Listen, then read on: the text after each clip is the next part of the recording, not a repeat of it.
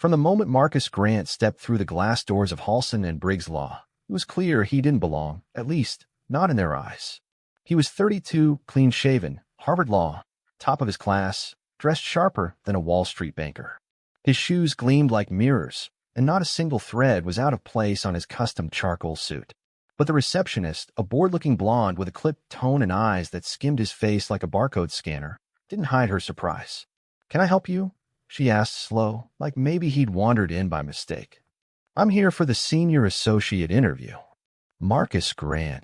His voice was calm, but his spine had already gone rigid. She blinked once, then again.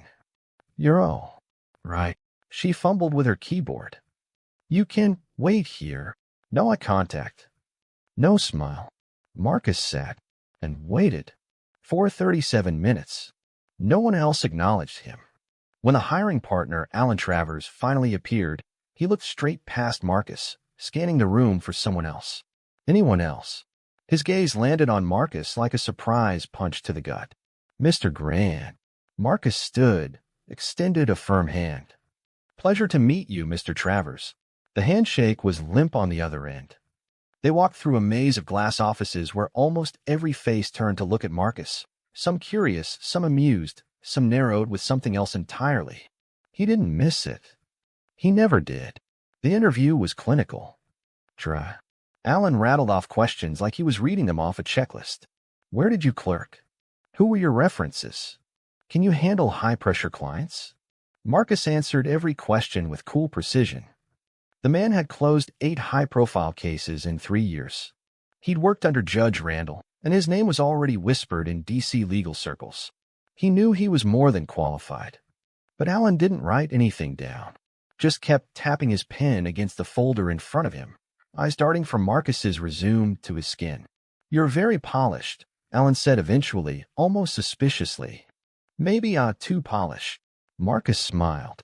It didn't reach his eyes. "Is that a bad thing in a law firm?" Alan didn't respond. Just closed the folder. 2 days later, Marcus got the email. "Thank you for your interest. We've decided to go in another direction." He wasn't surprised. Disappointed, yes, but not surprised. What had surprised him was the news that broke 3 weeks later. Halson and Briggs had just hired a senior associate for the exact position Marcus had interviewed for. The man's name was Cooper Blake, Yale grad, 1 year Marcus's junior, and notably less experienced. And white? Marcus wouldn't have cared. He was used to losing to lesser men in whiter skin. But what set everything off was what Cooper said during an open Q&A on his first day. "I think I was the only one they interviewed who felt like I actually fit in here. Everyone else just seemed like they were trying too hard. You know, someone posted the clip. It went viral." Marcus watched it 3 times. Then he closed his laptop, stood up, and went to the window. And smiled. It wasn't over. Not by a long shot. Because Marcus Grant wasn't just a lawyer. He was a strategist. And this wasn't going to be a legal fight. This was going to be something else entirely. Something unforgettable. 3 weeks after the clip of Cooper Blake went viral, Marcus was nowhere to be found, at least not where people expected him. He had stopped answering calls from colleagues, didn't return messages from the Black Law Alumni Network, and didn't so much as like a single post on LinkedIn. But Marcus wasn't sulking. He was planning. From a corner apartment in Capitol Hill, overlooking a skyline he no longer felt part of, he built a blueprint. Not on paper. In his head, piece by piece. He knew better than to go to war with fists. The people he was dealing with wore smiles sharper than razors and carried their bias like perfume, subtle, expensive, and suffocating. No, this was going to be surgical. It started with a dinner invitation. Marcus still had friends on the inside. People who looked like him. People who got out before the place chewed them up and spat them out. One of them was Denise Foster, formerly a junior counsel at Halson and Briggs, now working for a corporate watchdog group. She called him on a Tuesday. "You're going to want to hear this," she said. They met at a quiet Ethiopian spot near U Street. No suits. No pretense. "They're hosting a diversity gala," Denise said over injera and lentils. "This Friday. Full of donors, reporters, community reps. Guess whose keynote?" Marcus already knew. "Cooper Blake," he said calmly. Denise nodded. He's giving a speech on inclusion in elite firms. She didn't even try to hide the disgust. The guy's been there less than a month. Marcus chuckled. It was the kind of laugh that didn't come from joy, just clarity. And they want me to come, Denise said. I got the email. VIP pass. Marcus's mind was already moving at 10 steps a second. Are you going? Not unless you tell me to. He paused. Then, tell them you'll bring a guest. Denise smiled. They both knew what that meant. The night of the gala, Halson and Briggs had transformed their sterile lobby into something resembling a museum. White tablecloths, champagne flutes, jazz quartet tucked behind a gold banner that read, Progress Through Representation. Marcus walked in beside Denise like he owned the place.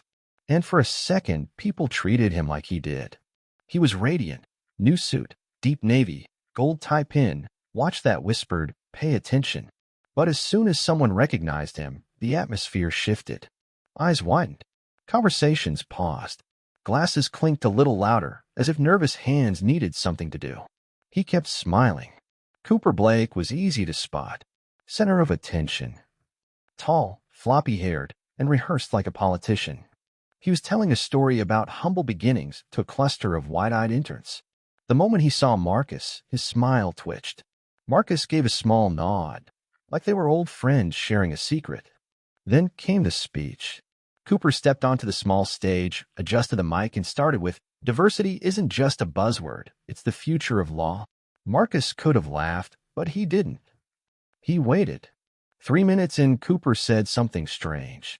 I've been told I represent what's possible when we focus on merit. A soft murmur rolled through the crowd. Marcus leaned into Denise.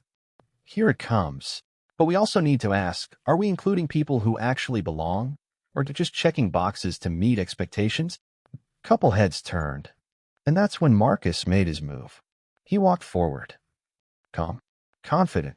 Stopped right in front of the stage. I have a question, Marcus said, loud enough to cut through the jazz and murmurs. Cooper froze. The room held its breath. Are you saying I didn't belong, Cooper? Marcus asked. Because the last time I checked, Harvard, top of class, 8 wins, 3 fellowships, 2 published law reviews, and somehow still not fitting in. Sound familiar? Cooper stammered. I wasn't referring to. Marcus took out his phone.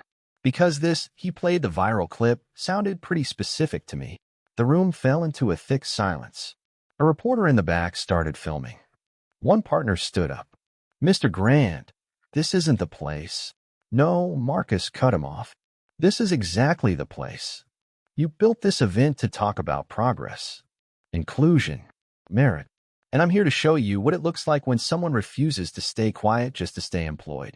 Denise placed a hand on Marcus's shoulder, not to stop him, to steady him.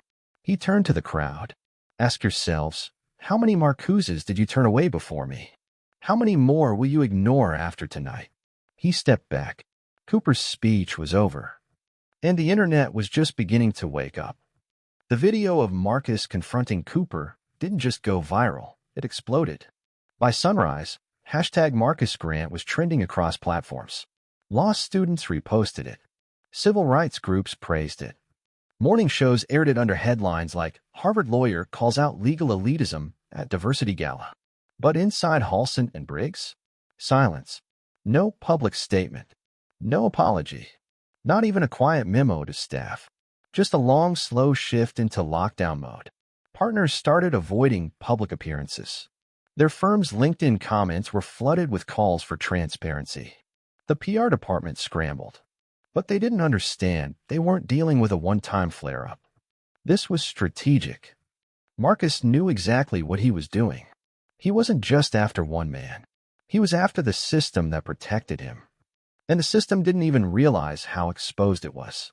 3 days after the confrontation, Marcus received a call from someone he hadn't heard from in years, Judge Evelyn Randall, a federal judge he had clerked for fresh out of law school.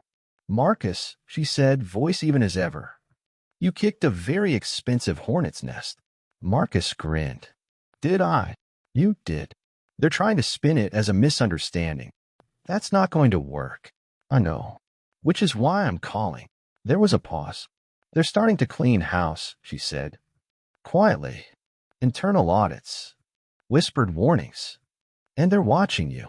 Marcus leaned back in his chair. Let them. Be careful. The legal world eats its own. I'm not theirs to eat. That weekend, Marcus met again with Denise and two other former Halson and Briggs employees. Both black, both pushed out without cause. One of them, Terrence, had a folder thick with notes, emails, and red-line performance reviews. The kind that read between the lines. This here. Terrence tapped a printout. My last review. They told me I was too culturally expressive in the office. You know what that meant? Marcus didn't answer. They meant I played Kendrick Lamar too loud in the break room. Not unprofessional, Denise added. Just unfamiliar. And in that building, unfamiliar was a threat. Marcus took the folder. This was the smoking gun he needed. Not just hurt feelings, not just missed promotions, documented patterns. Warnings. Paper trails. Enough to build a case not in court, but in public. Because Marcus didn't want justice in a courtroom. He wanted exposure. And he knew exactly how to get it.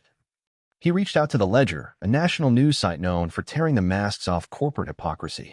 Within days, a journalist named Kira Dalton met him in a quiet cafe off DuPont Circle. No cameras. Just a notebook, a recorder, and sharp eyes that didn't blink often.